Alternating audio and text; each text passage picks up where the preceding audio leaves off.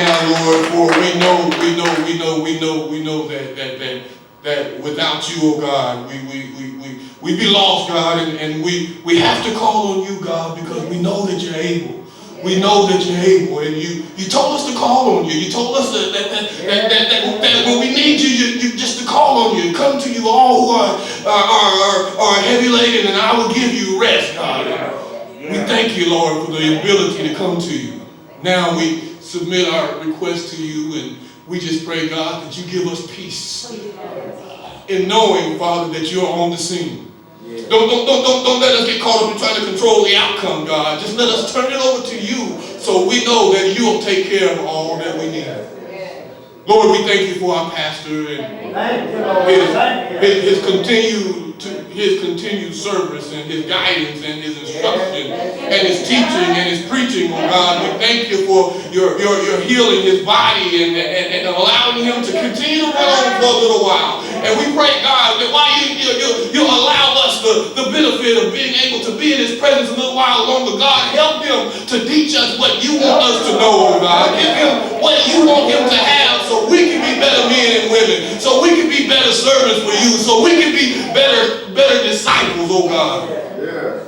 Continue to strengthen up his wife as she recuperates. Continue to give her what she needs as she so elegantly stands by his side throughout all of his work that he's doing, oh God. We pray, God, that you continue to bless us as a family together, oh God. Continue to help us to grow closer to one another, God. There is no big I's or little U's in the kingdom, oh God. We're all part of the body of Christ. And help us to love one another and to be there for one another and to care about one another, oh God. Please, Lord. Help us to be all about you, God. Because there's nobody like you. There's nobody like you. We love you, Lord. We love you because you first loved us. We thank you and we praise you in advance because we know the best is yet to come. Thank you, Lord. Thank you, Lord. In Jesus' name we pray and we ask it all. Amen.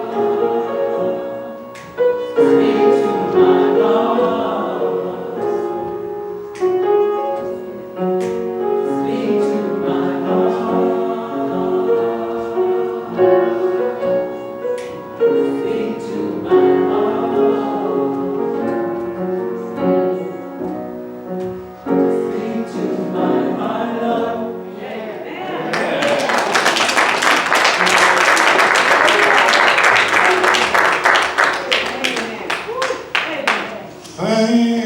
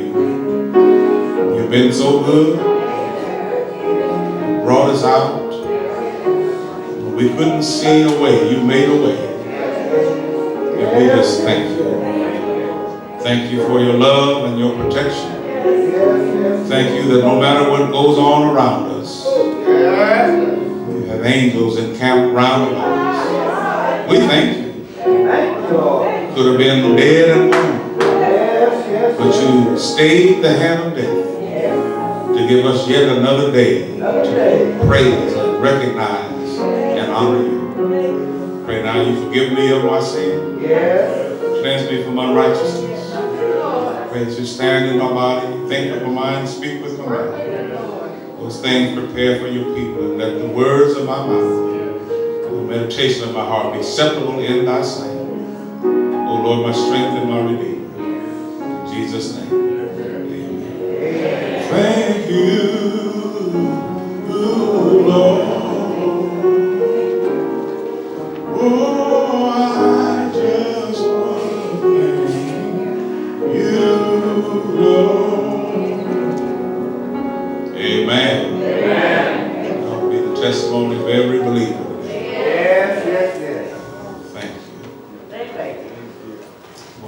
Also say again, Happy Father's Day to all the fathers.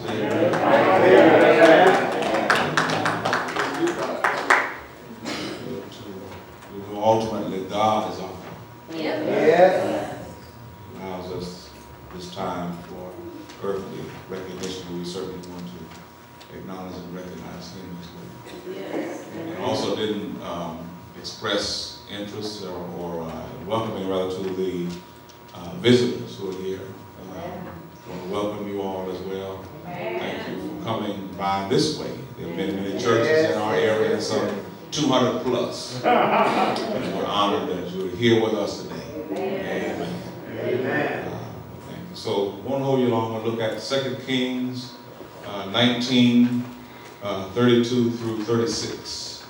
2 Kings 19, verses 32 through 36. That's in the Old Testament. Right after 1 Kings. Amen. 2 Kings 19, 32 through 36.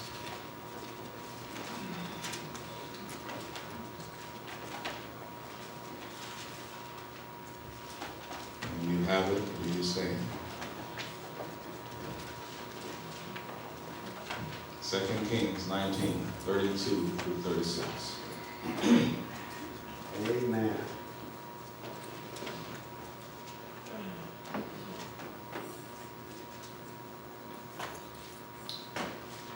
Therefore, thus saith the Lord concerning the king of Assyria: He shall not come into this city, nor shoot an arrow there, nor come before it with shield, nor cast a bank against it. Okay. By the way that he came, by the same shall he return, and shall not come into this city, saith the Lord. For I will defend this city to save it, for mine own sake, and for my servant David's sake. It came to pass that night that the angel of the Lord went out and smote in the camp of the Assyrians 185,000, which is 185,000. And when they arose early in the morning, behold, they were all dead corpses. So Sennacherib, king of Assyria, departed and went and returned and dwelt at Nineveh. We'll talk about this for a few moments. No matter how bad it gets, God is still in charge. No matter how bad it gets, Tommy, God is still in charge. It should come as no surprise to you when I say that the world is in a topsy-turvy condition today. As I mentioned earlier, for some of us, this has been the worst year of witnessing the destruction and demolition, seemingly, of our society. The seeming unending crimes of young black men being gunned down and suffocated right before our very eyes. The reemergence of hangings being reported as suicides. Politicians, stirring up their political stew, stirring up their bases with lies, deception, and keeping things purposely out of kilter.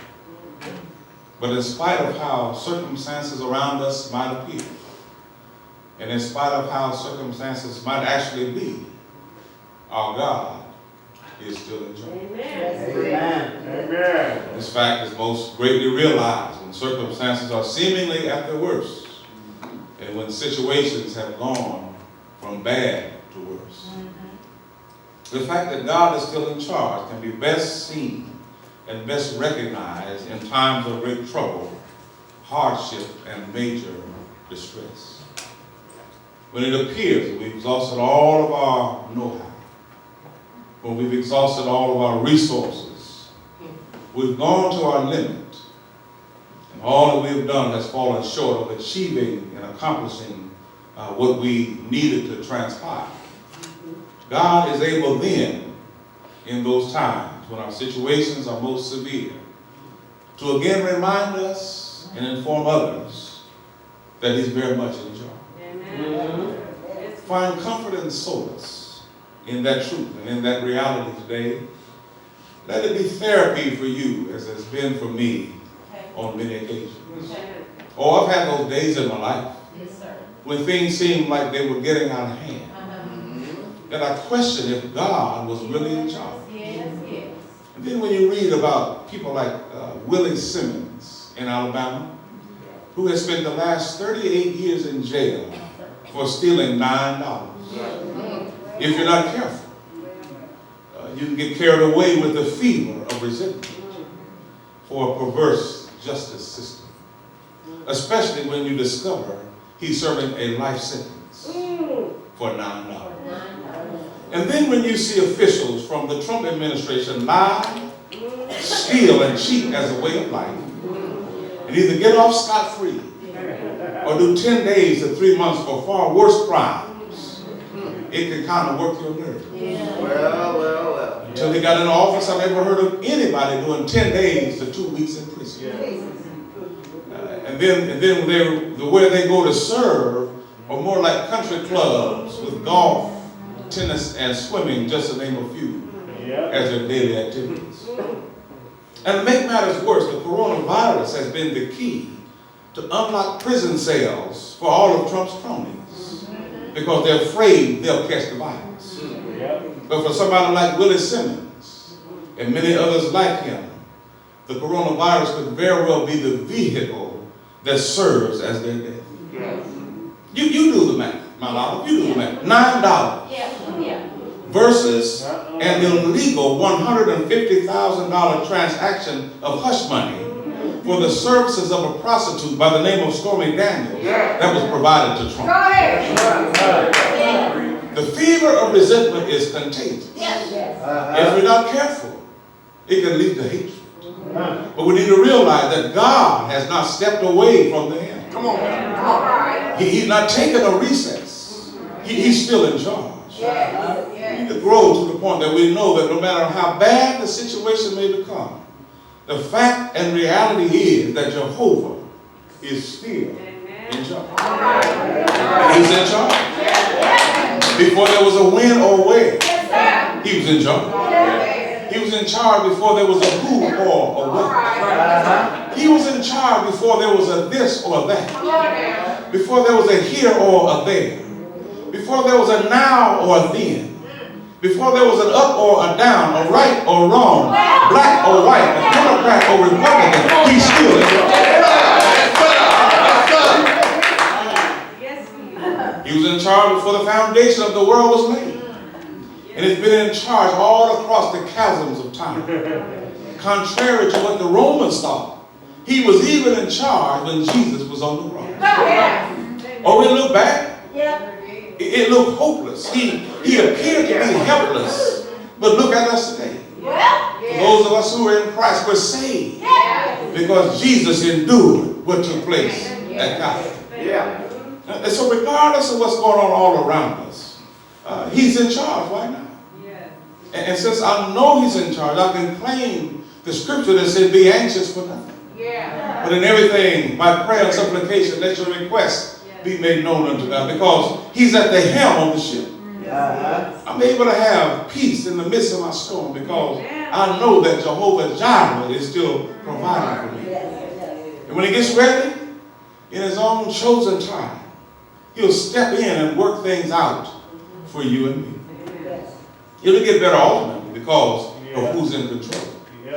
Leave here today knowing this, if nothing else, that your situation is in fact on the road to improvement. Your situation to get better, even though we don't know how it's going to happen. We don't know from what direction it's going to come. And even though we don't know through or what source and victory or deliverance will come, we do know this: help is on the way. Because God is in charge. In fact, there is no situation in which he does not have control.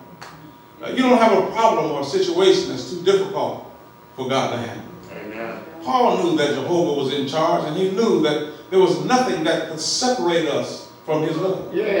So he says to us at the end of the 8th chapter of Romans, for I'm persuaded that neither death nor life, nor angels nor principalities, nor powers, nor things present, nor things to come, nor height, nor death, Yes, sir. nor any other creature, that includes all the politicians, shall be able to separate us Yes. from the love of God, which is in Christ Jesus. All right, all right. All right. Over and over again, God has demonstrated throughout Scripture, both historically and currently, the fact that He's in charge. And that fact doesn't change no matter who's in the White House. It doesn't change because of who controls the Congress or Senate. All right. It doesn't change because of who sits on the Supreme Court or who is the Attorney General. That fact doesn't change because of what political bandwagon you may be on and who makes the most noise and who goes to the most rallies. That doesn't change. Let the negative elements rage like Fox News with all their fury. Let them shout from one place to another. I guess Facebook will kick us off after this one. With all the insults and negative voices. Let the negative talk show hosts go on with their angry, vicious rampage. Don't let your blood pressure get out of control. Don't take an extra aspirin. You don't need all that. Don't get mad and lose sleep over negative people. Don't mess up your diet with nervous eating or not eating at all. Just remember, God is in charge. Now when they get through hooping and hollering, when they get through ranting and raving, is this going to turn out this way or not? The way God wants it to turn out will be because that's the way He wants it since He's in charge. All right. Our scripture text this morning tells us about an interesting episode in the life of King Hezekiah and in the lives of the citizens of the southern kingdom, citizens of Judah. Chapter 19 of 2 Kings is a powerful chapter. Yes, sir. You ought to read it when you have the opportunity, and I guarantee it'll bless you tremendously. The scripture says to us that Hezekiah was now king of Judah. And Hezekiah, for the most part, had been a good king.